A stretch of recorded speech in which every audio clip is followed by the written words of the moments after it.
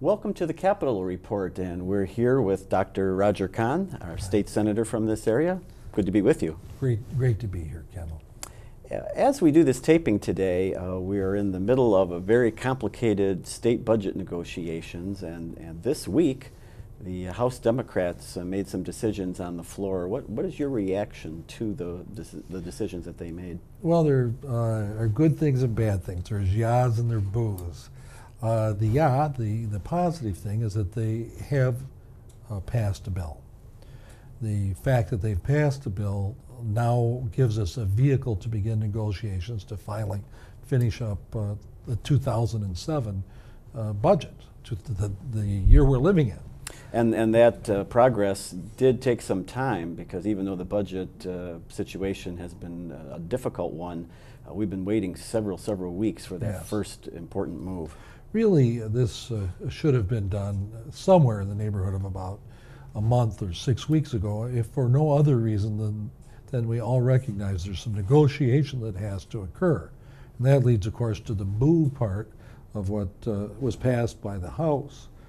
They cut some areas that I think really send a terrible message to the people of Michigan. They cut public safety. They cut health care providers 6.3%. They cut higher education, $100 million, and community colleges, 20 or 30 million.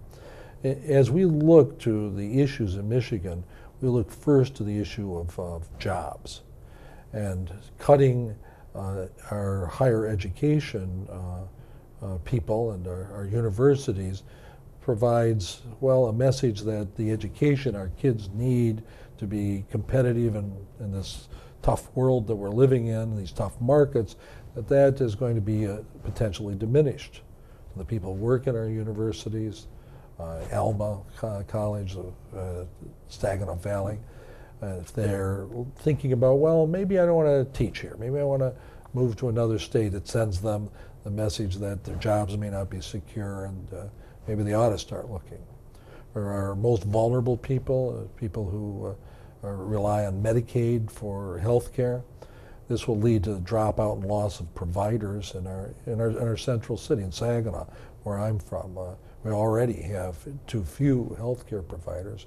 We'll lose a substantial number because of this. This is the largest cut in health care that I've ever seen. Not by a little bit, by a lot. This is the largest. Isn't there a phenomenon you describe as the crowd out phenomenon when these kind of cuts occur? Yeah, Explain for our listeners what that means. Well, if a provider, a doctor or a dentist, whoever accepts Medicaid, has a certain number of places in his schedule that he can accept these patients, or any patient, the people that are in those slots can be and will be replaced by other people if you no longer are going to see a particular group. Since they're already losing somewhere in the neighborhood of $25, not just a loss from profits, a true loss for every time they see a Medicaid patient, there are a lot of reasons to drop out of that program. And if they drop out of that program because of these additional cuts, there are other patients that'll be in there. And let's say the House later says, oh, we were kidding. We didn't really mean to cut you this amount. Well, those slots are now filled by other patients, and getting back in the door for Medicaid patients is going to be harder. It was a mistake, and we need to move on now in the negotiations and fix that and restore public safety funding. Military affairs got cut. Our veterans got cut too. We need to restore those parts of our government that are for our neediest people, and those parts of our government that make us safe in our homes and give hope in our future. Those areas, I think they made some real errors in cutting. Speaking of errors, there have been other very troubling revelations about things that have been going on in the state budget. walk through with our listeners and those viewing our program some of the over expenditures that Sure. have occurred in state departments. Sure. State departments that are spending money that they have not been appropriated. Yeah, actually that goes two ways, surprisingly. In the 2006 budget, the year that just ended, the Department of Corrections overspent its budget substantially. Department of Human Services overspent its budget substantially. And unfortunately, they didn't notify the legislature in a timely fashion about those over expenditures. Since we're facing in this budget year over $900 million deficit, at least $900 million, maybe well over $1 billion, those over expenditures have to be taken care of out of a insufficient budget for 2007, and it exacerbates the problem that we now have. On the other hand, we in the Senate did pass a budget supplemental to fix the budget for this year and sent it over to the House. And they've disagreed, and we've talked about the disagreement. And that's fine. We're going to move on. I don't like the way they did it, as I said.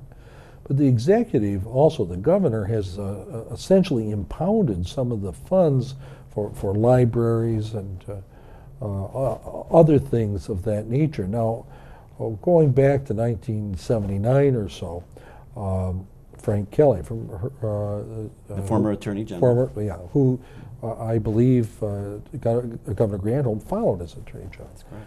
He had an opinion out that said you can't do that. And why can't you do that? Because appropriations, money that's spent in the state, is done as part of the function of a legislative branch and a executive branch. Those monies that we've said that are going to be available for school programs, that are available, as I mentioned, to libraries, are, after the bill has been passed and signed by the governor, they are to be sent to those programs and to be spent by those programs.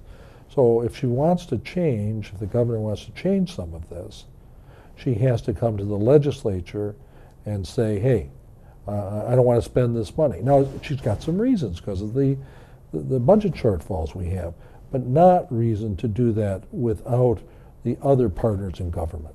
And at a very time when state government needs to very carefully spend every taxpayer dollar to have millions, tens of millions of dollars spent above and beyond what the legislature has appropriated, that just isn't acceptable, is it? Well, it is a real problem.